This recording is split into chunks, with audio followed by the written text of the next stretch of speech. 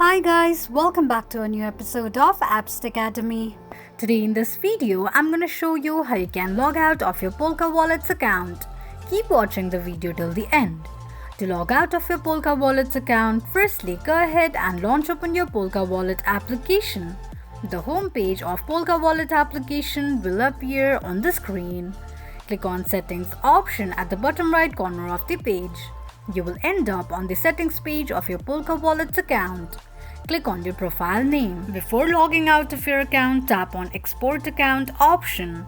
Tap on Mnemonics. Save the mnemonics to remember it for your later use to log into your account. Now all you need to do is click on Delete Account option. Confirm logging out of your Polkawallet's account by tapping on OK. This is how you can log out of your Polkawallet's account quickly and easily just in few steps. If you have any thoughts or queries, let us know in the comments section. Don't forget to subscribe to our channel.